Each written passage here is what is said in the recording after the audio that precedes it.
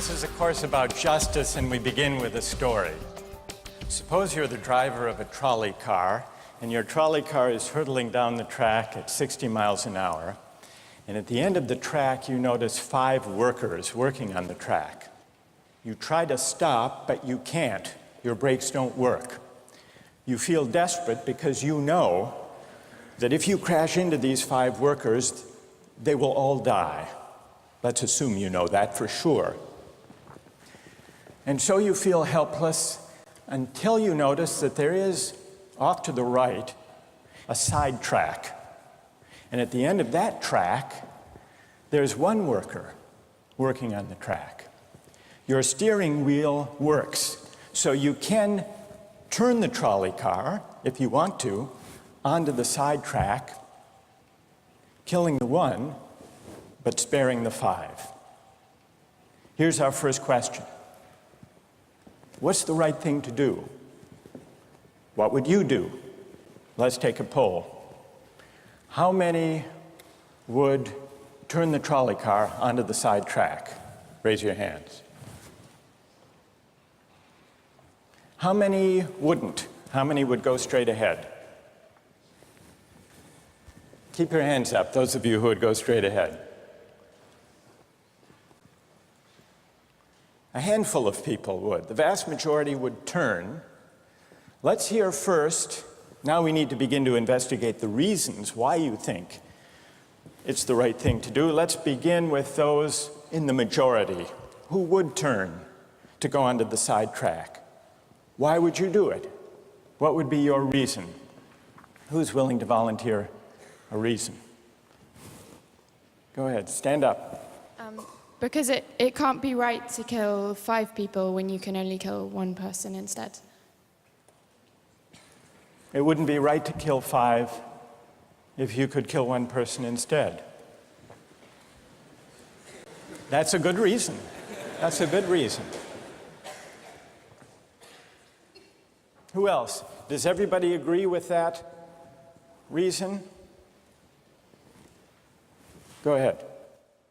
Well, I was thinking it was the same reason on 9/11. We regard the people who flew the plane into the Pennsylvania field as heroes because they chose to kill the people in the plane and not kill more people in big buildings. So the principle there was the same on 9/11. It's a tragic circumstance, but better to kill 1 and so that 5 can live? Is that the reason most of you had, those of you who would turn? Yes?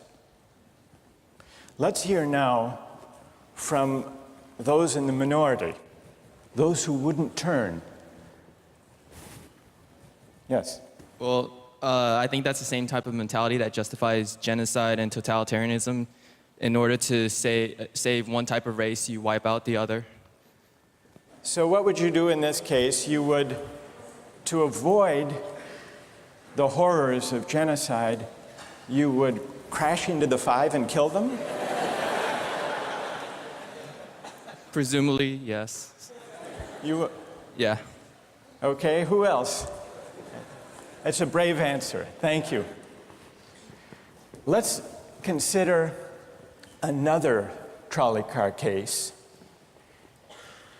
and see whether those of you in the majority want to adhere to the principle, better that 1 should die so that 5 should live. This time you're not the driver of the trolley car, you're an onlooker. You're standing on a bridge overlooking a trolley car track. And down the track comes a trolley car. At the end of the track are 5 workers. The brakes don't work.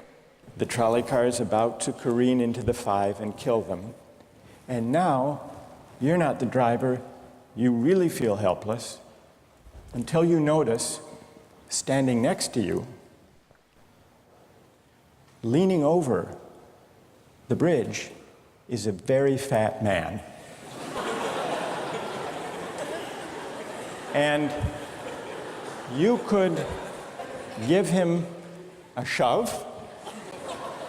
He would fall over the bridge, onto the track, right in the way of the trolley car. He would die, but he would spare the 5. Now, how many would push the fat man over the bridge? Raise your hand. How many wouldn't? Most people wouldn't. Here's the obvious question. What became of the principle? Better to save 5 lives even if it means sacrificing 1. What became of the principle that almost everyone endorsed in the first case?